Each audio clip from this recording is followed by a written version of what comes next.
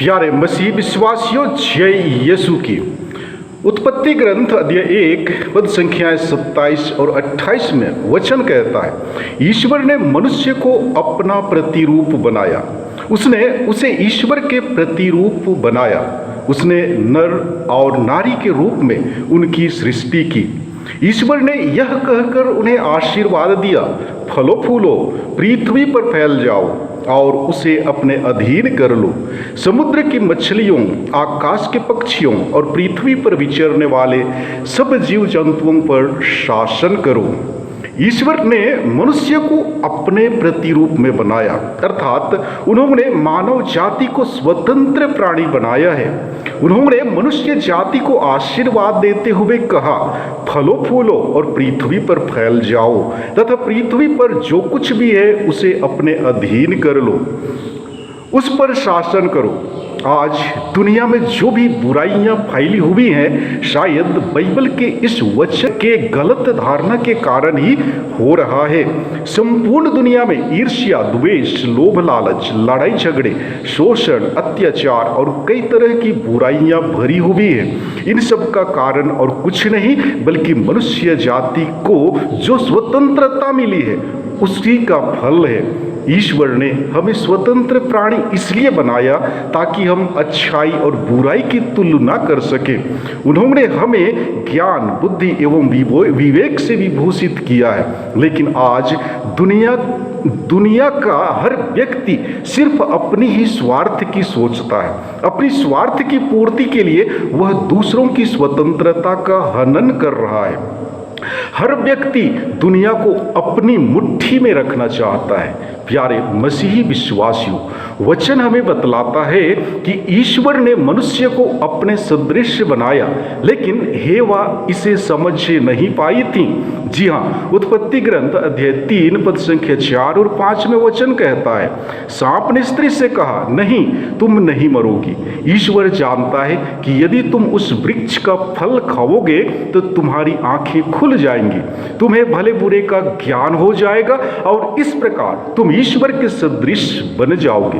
सांप की बातों को सुनकर स्त्री का हृदय फूला नहीं समाया। वह खुशी से उछल पड़ी क्योंकि फल बहुत ही लुभावना था और उसे खाने से उसे ज्ञान प्राप्त होंगी तथा वह ईश्वर के सदृश बन जाएंगी। जी हाँ, स्त्री का हृदय लालच से भर गया होगा और बिना देरी किए फल तोड़ने के लिए अपना हाथ बढ़ाई होंगी।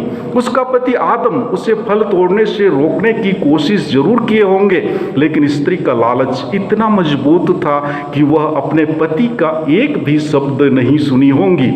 लालच सभी पापों का जड़ है। अगर हम हमारे हृदय में लालच की भावना को पनपने नहीं देंगे, यदि हम हमारे हृदय में पनपते लालच को अपने वश में कर लेंगे तो शायद सही में हम ईश्वर के सदृश बन सकते हैं। मैंने कहा कि लालच सभी पापों का जड़ है और लालच के कारण ही हमारे आदि माता पिता ईश्वर के नजरों से दूर हो गए। लेकिन स्त्री के लालची स्वभाव पर हमें मनन चिंतन करने की आवश्यकता है। स्त्री के हृदय में किस बात पर लालच की भावना उत्पन्न हुई, ये एक सवाल है।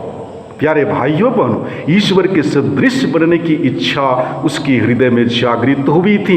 वह ईश्वर के समान बनना चाहती थी। अगर आज हर व्यक्ति हेवा की तरह ईश्वर के सदृश बनने के लिए लालची होता या ईश्वर के समान बनने की इच्छा रखता तो शायद हमारी दुनिया अदन वाटिका की तरह बन जाता, जहां ना तो डर भय था, ईर्ष्या द्वेष था, लड़ाई झगड़े थे, स्वार्थ की भावना थी, ना तो दुख तकलीफ थी और ना ही मृत्यु थी, बल्कि वहां पर प्रेम, शांति एवं आनंद का माहौल था। लेकिन स्त्री के द्वारा ईश्वर की आज्ञा को भंग करने के कारण प्रेम, शांति और आनंद चली गई। आज संपूर्ण दुनिया में अशांति फैली हुई है, जिसका कारण और कुछ नहीं, स्वार्थ है। इसीलिए संत पिता फ्रांसिस ने अक्टूबर 2021 से अक्टूबर 2023 तक चलने वाली धर्म सभा को सहयात्री कलीसिया के लिए लागू किया है और सहयात्रा को सफल बनाने के लिए उन्होंने 3 बिंदुओं पर विचार विमर्श करने के लिए कहा है: बंधुत्व, सहभागिता और मिशन। आप लोगों ने अपने अपने सर्कल पर, अपने पल्लियों पर, अपने गांवों पर, अपने धर्म प्रांत पर जो प्रश्न दिए गए थे उस पर अच्छी तरह से विचार विमर्श करते हुए जवाब दिया है। लेकिन उन सवालों का जवाब भरकर भेज देना ही काफी नहीं है, बल्कि आज हमें अपने पल्ली, अपने सर्कल या अपने धर्म प्रांत की स्थिति पर विचार विमर्श करने की जरूरत है। क्या हमारे सर्कल में, पल्ली में या धर्म प्रांत में बंधुत्व या एकता देखी जाती है? क्या परिवार में मेल प्रेम और एकता है? क्या गांव में मेल प्रेम और भाई बंधुत्व को देखी जा सकती है? यदि देखी भी जा सकती है तो सिर्फ जन्मदिवस की पार्टी, शादी पार्टी और मरण के समय ही देखी जा सकती है। बाकी समय सब अपने घर और कार्यस्थान तक ही सीमित रहते हैं। ईश्वर और कलीसिया के द्वारा सौंपी गई मिशन कार्य को, अर्थात ईश्वरीय प्रेम के संदेश को दुनिया के कोने कोने तक पहुंचाने में कितने लोग अपनी सहभागिता दिखा रहे हैं? यदि आप कैथोलिक कलीसिया के अंग हैं, सदस्य हैं, तो कैथोलिक कलीसिया द्वारा निर्धारित कार्यकलापों पर कितनी सहभागिता दिखा रहे हैं? सार्वभौमिक कलीसिया को, धर्म प्रांत को और पल्ली को सुचारू रूप से चलाने के लिए कई प्रकार के सेमिनार का आयोजन किया जाता है और कई प्रकार के संगठन का निर्माण किया जाता है। उसमें कितने लोगों की सहभागिता दिखाई देती है? उदाहरण के लिए आपके पल्ली को सुचारू रूप से चलाने के लिए कैथोलिक सभा, महिला संघ और युवा संघ का गठन किया गया है। महीने में एक बार हर एक संगठन का सभा होता है। उसमें कितने पुरुषों, महिलाओं और युवाओं की सहभागिता देखी जाती है? पवित्र परम प्रसाद संस्कार ईसा मसीह की कलीसिया की सभी पूजन पद्धतियों का केंद्र बिंदु और हृदय है। इसके द्वारा दिन प्रतिदिन सारे संसार में कलीसिया ईसा मसीह की उस आज्ञा को पूरी करती है जिसे उसने अपने दुख भोग की पूर्व संध्या को अपने प्रेरितों को दिया था, जब उसने कहा था, यह मेरी यादगारी में किया करो। लेकिन ऐसे बहुत से लोग हैं जो अपने आप को कलीसिया के अंग तो कहते हैं, लेकिन साल में एक बार मिस्र बलिदान में भाग लेते हैं, बाकी दिनों अपनी ड्यूटी में जाते हैं। प्यारे भाइयों एवं बहनों, बपतिस्मा संस्कार के द्वारा हर एक व्यक्ति को 3 प्रकार के कार्यों को करने की जिम्मेदारी सौंपी जाती है, राजा, पुरोहित और नबी। इन कार्यों को हम कैसे कर सकते हैं? संत पापा ने सह्याद्री कलीसिया के लिए जो 3 बिंदुएं दिए हैं, बंधुत्व, सहभागिता और मिशन, यदि हम इन्हें अपने जीवन में अमल करेंगे तो कलीसिया द्वारा सौंपी गई कार्य अपने आप पूरी होंगी। क्योंकि संत योहन के अनुसार सुसमाचार अध्याय 15 पद संख्या 34 से 35 में वचन कहता है, मैं तुम लोगों को एक नई आज्ञा देता हूं, तुम एक दूसरे को प्यार करो। जिस प्रकार मैंने तुम लोगों को प्यार किया उसी प्रकार तुम भी एक दूसरे को प्यार करो। यदि तुम एक दूसरे को प्यार करोगे तो उसी से सब लोग जान जाएंगे कि तुम मेरे शिष्य हो। और संत मार्कुस के अनुसार पवित्र सुसमाचार अध्याय 15 पद संख्या 15 में वचन कहता है, ईसा ने कहा, संसार के कोने कोने में जाकर सारी सृष्टि को सुसमाचार सुनाओ। आज हर एक कैथोलिक कलीसिया के सदस्य को अपने आप से पूछने की जरूरत है कि ईश्वर एवं कलीसिया के द्वारा सौंपे गए इन कार्यों को किस तरह से कर रहे हैं। क्या आप सभी कलीसिया के अंग हैं? जवाब खोजने की कोशिश करें। यदि कलीसिया के अंग हैं तो क्या आप कलीसिया का जो उद्देश्य है या कार्य है कर रहे हैं? प्यारे भाइयों बहनों, आइए अब हम कलीसिया के बारे में जानने की कोशिश करें कि कलीसिया क्या है, इसके बारे में पवित्र धर्म ग्रंथ क्या कहता है, जानने की कोशिश करें। वास्तव में कलीसिया विश्वासियों का समुदाय है।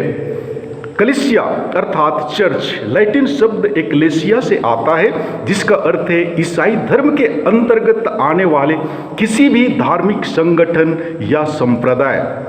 अर्थात कलीसिया का शाब्दिक अर्थ है लोगों का समूह या चुने हुए या बुलाए हुए लोग। यह सार्वभौमिक कलीसिया एक वैश्विक समुदाय के समान है जिसमें हर विश्वासी एक अंग का कार्य करता है। दूसरे शब्दों में यदि कलीसिया को परिभाषित करें तो कलीसिया उन सभी सच्चे विश्वासियों का समूह है जो एक साथ मिलकर प्रभु यीशु की उपासना करते तथा कलीसिया के नियमों के अनुसार चलते हैं। इसमें नाम मात्र के विश्वासी सम्मिलित नहीं है जो सिर्फ संस्कार ग्रहण करने आते हैं। कलीसिया का उद्देश्य क्या है या उसका कार्य क्या है? प्रेरित चरित्र अध्याय 2 पद संख्या 42 के वचन को कलीसिया का उद्देश्य कथन माना जा सकता है, जहां प्रभु का वचन कहता है, नए विश्वासी तद्चित्त होकर प्रेरितों की शिक्षा सुना करते थे, भातृत्व के निर्वाह में ईमानदार थे और प्रभु भोज तथा सामूहिक प्रार्थनाओं में नियमित रूप से शामिल हुआ करते थे। इस वचन के अनुसार कलीसिया का उद्देश्य या कार्य निम्नलिखित है। पहला, बाइबल के धर्म सिद्धांतों की शिक्षा देना। दूसरा, विश्वासियों की संगति के लिए स्थान उपलब्ध कराना। तीसरा, प्रभु भोज का आयोजन करना और चौथा, प्रार्थना करना। अतः कलीसिया को बाइबल के धर्म सिद्धांतों की शिक्षा देनी चाहिए जिससे कि वे विश्वास में दृढ़ बन सकें। रोमियों के नाम संत पौलुस के पत्र अध्याय 12 पद संख्या 10 में वचन कहता है, आप सच्चे भाइयों की तरह एक दूसरे को सारे हृदय से प्यार करें, हर एक दूसरों को अपने से श्रेष्ठ माने। यहाँ वचन हमें बतलाता है कि कलीसिया को एक संगति का स्थान होना चाहिए जहाँ मसीही विश्वासी एक दूसरे के प्रति समर्पित हों और एक दूसरे का सम्मान करें। एफेसियों के नाम संत पौलुस का पत्र अध्याय 4 पद संख्या 32 में वचन कहता है, एक दूसरे के प्रति दयालु तथा सहृदय बने। जिस तरह ईश्वर ने मसीह के कारण आप लोगों को क्षमा कर दिया, उसी तरह आप भी एक दूसरों को क्षमा करें। यहाँ वचन हमें बतलाता है कि हम एक दूसरे के प्रति दयालु और करुणामयी बने। कलीसिया को समुदाय में एक प्रकाश स्तंभ के समान लोगों को प्रभु और उद्धारकर्ता यीशु मसीह की ओर मार्गदर्शित करते हुए होना चाहिए। कलीसिया को दोनों कार्यों अर्थात सुसमाचार का प्रचार और अपने सदस्यों को तैयार करना होना चाहिए। संत पेतरुस का पहला पत्र अध्याय 3 पद संख्या 15 में पढ़ने को मिलता है। कलीसिया के कुछ अंतिम उद्देश्य याकूब के पत्र अध्याय 1 पद संख्या 27 में दिया गया है। हमारे परमेश्वर और पिता के निकट शुद्ध और निर्मल भक्ति यह है कि अनाथों और विधवाओं के क्लेशों में उसकी सुधि लें और अपने आप को संसार से निष्कलंक रखें। कलीसिया को जरूरतमंदों की सेवकाई के कार्य में लगे होना चाहिए। इसमें न केवल सुसमाचार को बांटना ही सम्मिलित है, अपितु शारीरिक आवश्यकताओं जैसे रोटी, कपड़ा और मकान को भी उपलब्ध कराना आवश्यक और उपयुक्त है।